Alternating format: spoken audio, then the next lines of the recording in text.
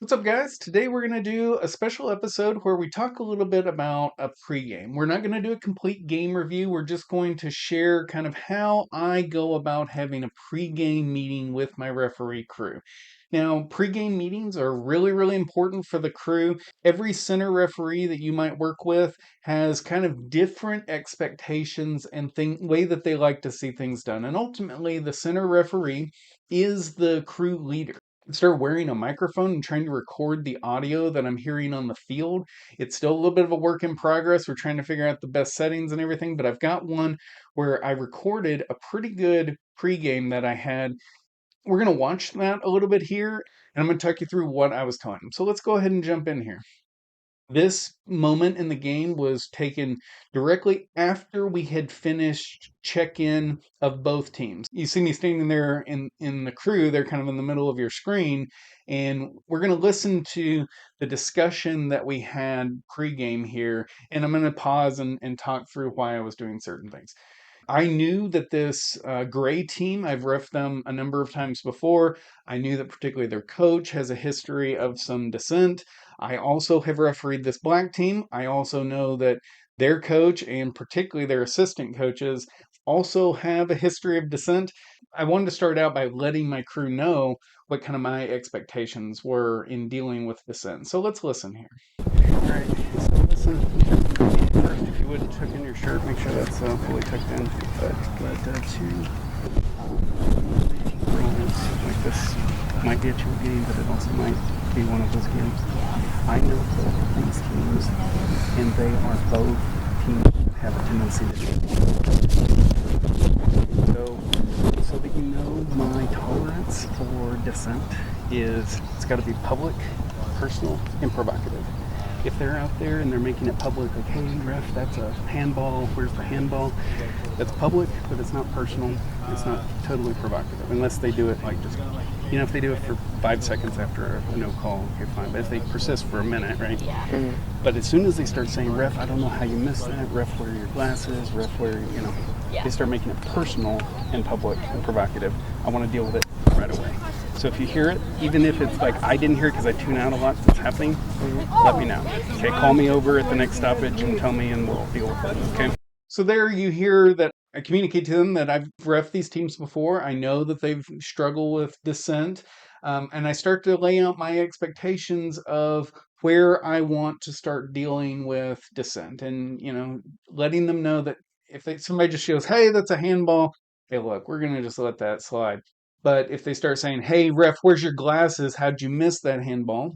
I'm empowering them to call me over and to work together to deal with that. I'm also letting them know that, hey, sometimes I get in a zone out there and I kind of tune out what I'm hearing from the sideline. So I'm letting them know that I might miss something and to feel empowered to call me over.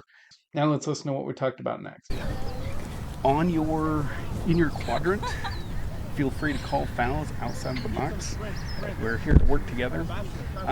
If you see something in the box, don't pop up your flag or hold it to the side. Okay, hold it like you would for a sub, but down here, okay? So there you hear me kind of set expectations for what I want from them in terms of foul calling. I kind of lay out that I want them to call it like in their quadrant. I want their input. Some center referees will say, look, leave all the fouls to me. And that's fine. Like if that's their style, that's how they want to handle it, that's fine. But here I'm letting them know my style is I want your input.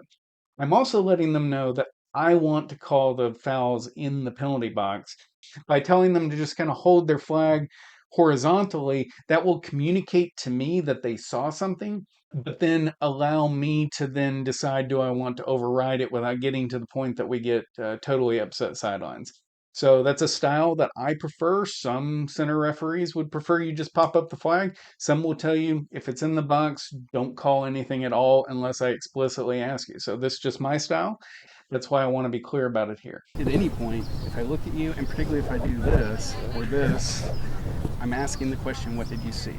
Nod your head yes if yes you think I should blow the whistle. Even if it wasn't in your quadrant, I'm asking a question for help, okay? Yes means yes, blow the whistle. Anything else, I'm not going to blow the whistle, okay? So for me, that's something I include in almost all of my pre-games. When I look at you, I'm asking that question, and I want your answer yes to be yes, stop play.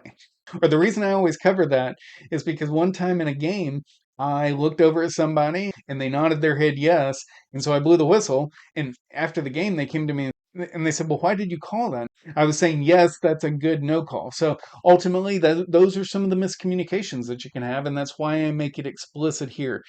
Now, part of the reason I cover this is that people might be saying, if you think it's a foul, you should be popping up your flag and waving it. But I would point out a couple of things. One, I mentioned here, hey, even if it's not in your quadrant, because earlier I had said if it's in your quadrant, call it.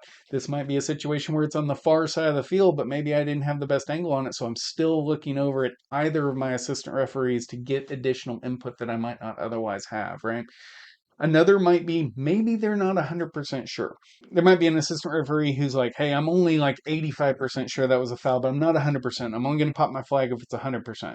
I, as a center referee, can add those two things together and say, okay, probably if we both saw it that way, we probably should stop play and deal with this here. And then I can weigh where it is on the field and what my comfort level is and gives clarity to what I'm looking for in signals.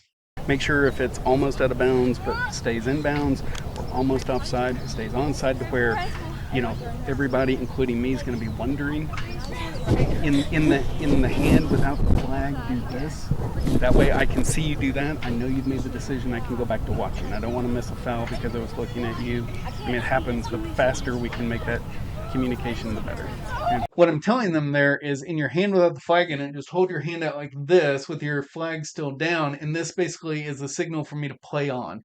So if I look over and I already see the handout, I can look at them and then immediately go back to watching the play and have as little time distracted as possible. So fouls can still happen in that time. But if they don't have that handout, then I'm going to spend an extra second or so looking at them to see if they're still thinking about it. The handout tells me they've already made the decision and I can quickly go back to watching the play. So that's very, very helpful for me at least. And one of the reasons I always ask for that from my assistant referees. I think that's it. Any questions for me? I wrap it up, tell them that's about it that I've got for them. If this was a tournament or a different game, maybe I would have had additional or different instructions. I almost always ask them if they've got questions for me. Sometimes they do. Sometimes they were confused by something a previous center asked them to do, or maybe I'm asking them to do something different than another center that they work with. So that gives them the opportunity to ask those questions, and then we can work together. But ultimately, I'm 100% sure every center referee's got a slightly different pre-game discussion. And like I said, this is one example taking you into our referee huddle, sharing how this game was. Let me know in the comments if you're a referee, what other things do you cover in your pregame? What things would you recommend that we adapt here? Ultimately, I think these are some of the most important discussions that you can have as a crew. It sets the tone for the game, sets you up for success. The center referee is the main referee for the match and needs to clearly communicate what his or her expectations are to the crew. And then the crew needs to adapt within that framework. As long as they're not asking you to do anything unethical or unsafe for the kids, you need to follow their lead. And while we're on the topic of pregame, I want to share a little bit of an insight into what I talk about with the team captains during a coin flip. Let's listen to what I talked to the girls about here.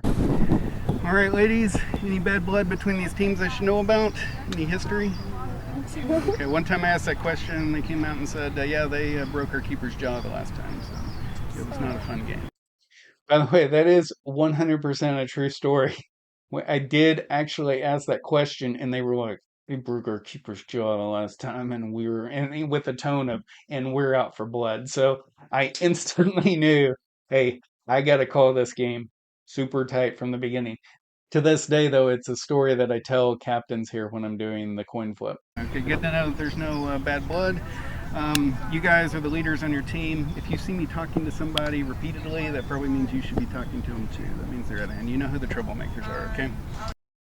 Now, that tip there is something that I actually stole from another referee that I worked with. I thought it was a really great comment to tell the captains, hey, if I'm talking to one of your players, you really need to be talking to them as well.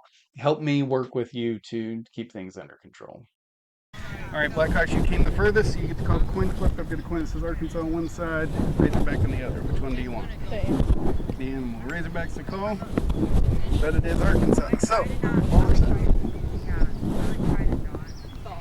Okay, so we chose ball. Which side do you want to defend?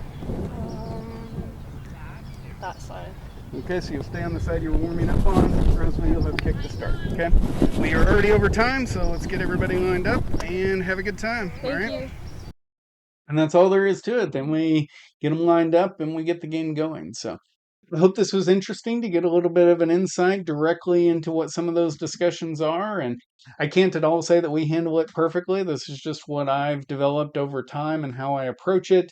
Again, it changes a little bit game to game, and I continue to adapt and learn from other more experienced referees and make adjustments to my pregame. It's changed a lot over time. Let me know in the comments what you do differently, any tips and tricks you'd recommend. Join us back next Friday for our next upload, and I'll see you out on the pitch.